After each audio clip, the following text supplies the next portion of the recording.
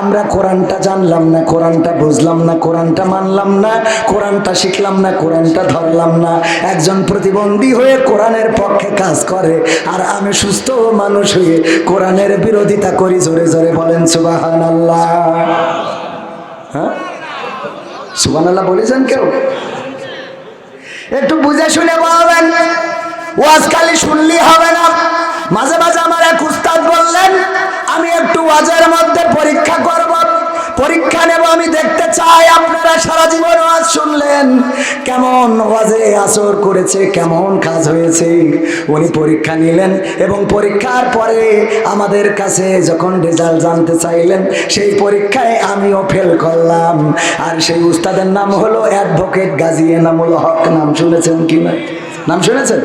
Advocate Gazi Enamul Haque. উনি কয়েকদিন আগে এক অনুষ্ঠানে বললেন, যেই ব্যক্তি পবিত্র কোরআনটা এ মাথা ও মাথা সূরা ফাতিহা থেকে শুরু করে সূরা নাস পর্যন্ত অর্থ সহ পড়ে নাই, সেই ব্যক্তির ওয়াজ করা উচিত না। এইটা শোনার পরে এখন আমি অর্থ সহ পড়া শুরু করেছি, যে অন্তত এ মাথা ও মাথা আগে শেষ করা লাগবে। কথাটা খারাপ বলেন না? পবিত্র কোরআনে মাথা ও মাথায় আল্লাহ কি বলেছে জানলাম না, ওয়াজ করি বেড়াই। বিশাল বড় কোরআন জানেওয়ালা, আর আমার নামের আগে তো টাইটেল বসাই আন্তর্জাতিক ক্ষতি সম্পন্ন। ক্ষতি সম্পন্ন তো দেয় না, আসলে হবে ক্ষতি সম্পন্ন, ওখানে দিয়ে দিয়েছে খ্যাতি সম্পন্ন। আন্তর্জাতিক খ্যাতি সম্পন্ন মুফাসসিরে কোরআন আল্লামা আল-হাজ মুফতি মাওলানা মুহাদ্দিস কারি। পাবনায় গেলাম, বলছে আওলাদে রাসূল কবির বিন সাওয়াদ।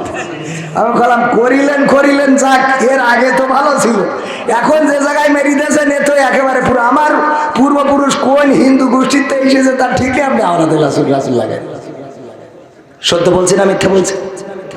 এইভাবে আমাদের এই পদ পদবীর কোনো দাম আছে? আছে? আল্লাহর কাছে যদি না বাঁচতে পারি, এই পদ পদবী দিয়ে কোনো কাজ হবে না। পরকালে যদি বাঁচতে না পারি, এই পদ পদবী দিয়ে কাজ হবে না। যেই কথা বলছিলাম, ওগো আমার ভাইয়েরা, ওগো আমার মায়েরা, বোনেরা, ওগো আমার যুবকেরা, তরুণেরা, কিশোরেরা, একটু চিন্তা করে দেখেন, এই বাংলার জমিনে কোরআনের পক্ষে কারা? যাদের টাকা নাই, পয়সা নাই, ঘর নাই, বাড়ি নাই, জায়গা নাই, সম্পদ নাই, ওরা কোরআনের পক্ষে। মাদ্রাসায় যেই ছাত্রটা পড়ায়, ওই ছাত্রটা দেখবেন সবচেয়ে চেহারা খারাপ যেই ছাত্রটার, ওই ছাত্রটা দিয়েছে মাদ্রাসায়। যার নাকের পুটা দাড়িতে এসে লেগে থাকে, ওর দেয় মাদ্রাসায়। যার ভালো ভালো করে হাঁটতে পারে না, ন্যাংসাই হাঁটে, ওইটারে দেয় মাদ্রাসায়। আর বুড়ো কালে কাজে লাগে, এইটাই বলেন ঠিক না বেঠি? ইঞ্জিনিয়ার বানাইছে, ডক্টর বানাইছে, ম্যাজিস্ট্রেট বানাইছে। ওগো আমার ভাইয়েরা, খারাপ ভাবে নেওয়ার দরকার নাই, কিন্তু কোরআনের আলো জ্বালতে পারে নাই, কোরআনের জ্ঞান তার মধ্যে গোপন করতে পারে নাই। এখন অনেকেই আছে ডক্টর হয়, ইঞ্জিনিয়ার হয়, ম্যাজিস্ট্রেট হয়, পাশাপাশি কোরআনের আলোয় আলোকিত হয়। আমার আকিজ কলেজিয়েট স্কুল, আমি যেখানে শিক্ষকতা করি, ওই কলেজিয়েট স্কুলে আমাদের রয়েছে হিফজুল কোরআন বিভাগ। যারা ইংলিশ মিডিয়ামে পড়ে তারা আবার কোরআনের হাফেজ হয়ে যায়, ম্যাট্রিকও পাশ করে আবার কোরআনের হাফেজও হয়ে যায়। ওরা জেনারেল, কিন্তু পবিত্র কোরআনটা সিনার মধ্যে নিয়ে ওই কলেজ থেকে বের হয়ে যায়। ওগো আমার ভাইয়েরা, এমন ডাক্তার ইঞ্জিনিয়ার হইলে কোনো ক্ষতি আছে নাকি? না, কোনো ক্ষতি নাই। ডাক্তার উনি যেমন হাসপাতালের বেডে অপারেশন করবে, তেমনি ভাবে উনি আবার রোগীদের চিকিৎসা ওই জায়গায় যেমন করবে, তেমনি যারা কোরআন থেকে দূরে গেছে, দিন থেকে দূরে গেছে, ওদের চিকিৎসা করার জন্য আবার কোরআনের স্টেজে কথা বলবে। বাবা যদি মারা যায়, আবার জানাজা ইমামতি করবে।